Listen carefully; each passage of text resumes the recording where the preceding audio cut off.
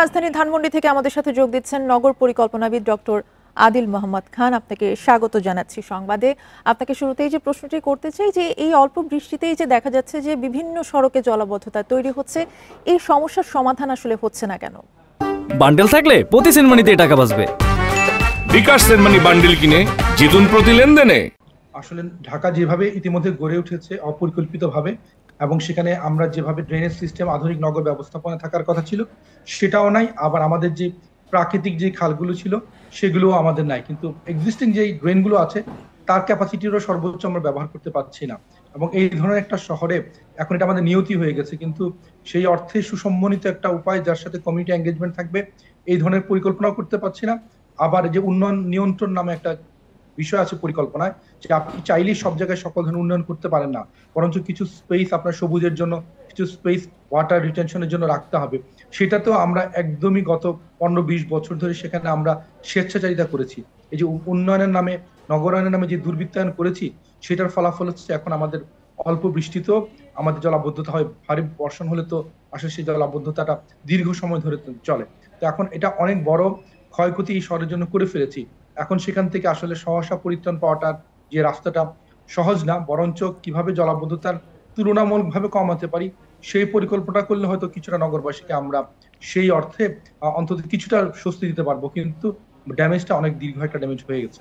যে পরিকল্পনার কথাগুলো বলছিলেন, এই পরিকল্পনাগুলো আসলে বাস্তবায়িত করা যাচ্ছে না কেন? দেখেন, আমাদের এই যে সিটি কর্পোরেশনের কাছে ওয়াসার পক্ষ থেকে যখন খালগুলো এসেছে তত্ত্বাবধানে, তারপরে কিন্তু আমরা সেই 2 সিটি কর্পোরেশনের পক্ষ থেকে কিন্তু এই যে ড্রেনেজ ব্যবস্থাপনার কোনো ধরনের পরিকল্পনা করিনি। আবার ওয়াসা যে মহাপরিকল্পনা করেছিল সেই মহাপরিকল্পনাটা কেউ ওন করছে না। তাহলে যে কোনো একটা শহরে আপনার ড্রেনেজের ব্যবস্থাপনার সাথে অনেক ধরনের অথরিটি যেমন জড়িত, ঠিক তেমনি সেই অথরিটিগুলো যদি কোনো পরিকল্পনা বিহীনভাবে, বিচ্ছিন্নভাবে কিছু খাল উদ্ধার কার্যক্রম কিংবা কিছু খালে ময়লা পরিষ্কার কার্যক্রম করে, সেটা শহরের জন্য মানে এগ্রিগেট স্কেলে কোনো ফলাফল দিবে না।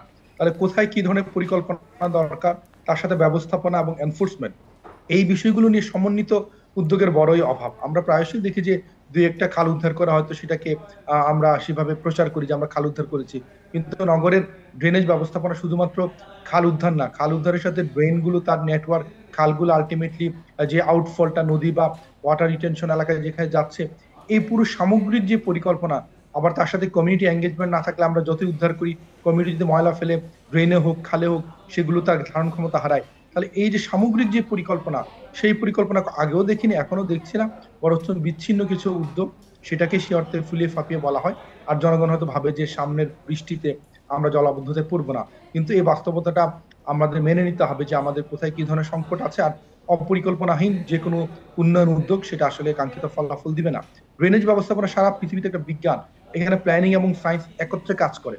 তাহলে আমরা সেই ধরনের সাইন্টিফিক কোনো পদ্ধতি না গিয়ে, তার একটা সুসম্মত পরিকল্পনা না গিয়ে, বিচ্ছিন্নভাবে যে কাজ দীর্ঘদিন করে আসছি সেটা করলে আসলে কখনোই আমরা এখানে সাকসেস পাবো না। সেটা কম্পারেটিভলি অল্প হলেও সেটা যেটা পাওয়ার কথা সেটা পাবো না।